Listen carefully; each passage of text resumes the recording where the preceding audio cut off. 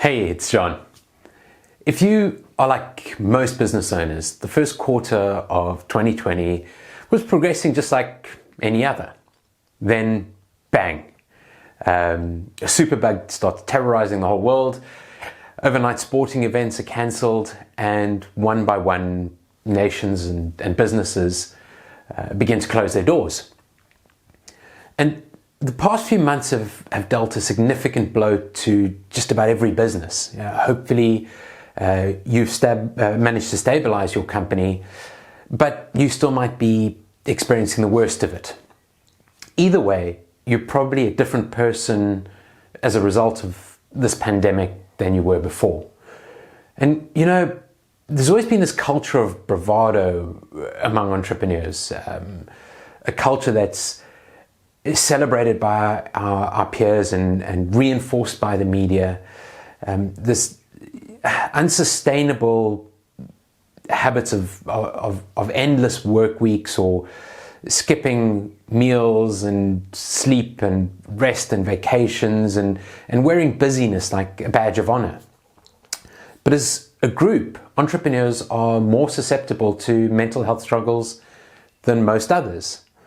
And for many, this pandemic has been particularly traumatic.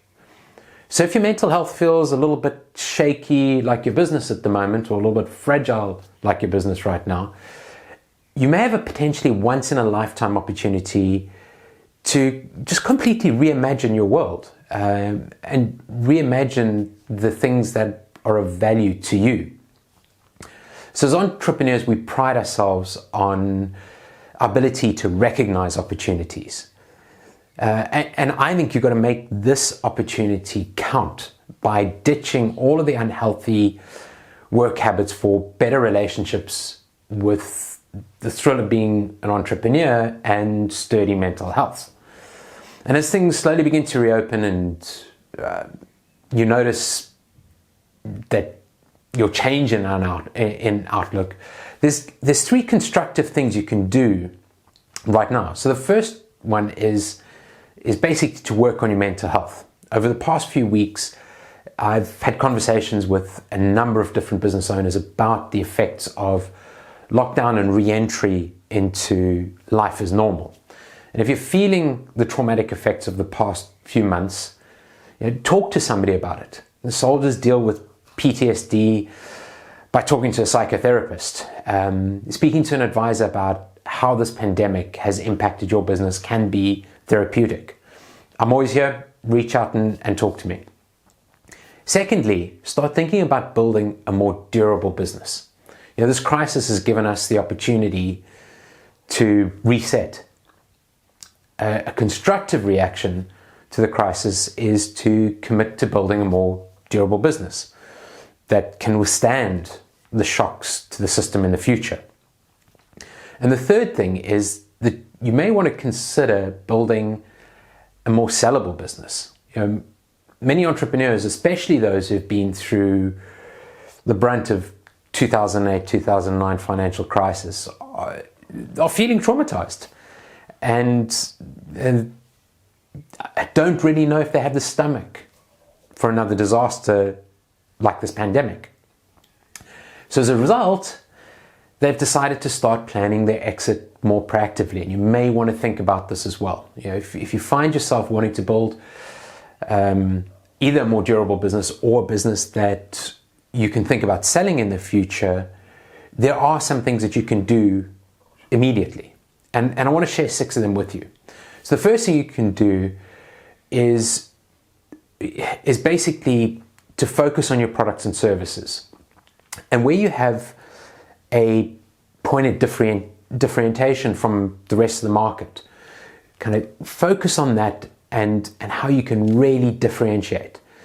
You'll have a pricing authority in the short term, you'll have better cash flow through differentiation, and be more attractive to an acquirer in the long run. The second thing you can do is look for opportunities to create recurring revenue streams that basically generate sales while you're sleeping. These could be in the form of service contracts, of subscriptions, and subscriptions are becoming super popular at the moment, or maintenance plan. The aim is to get the majority of your revenue automatically.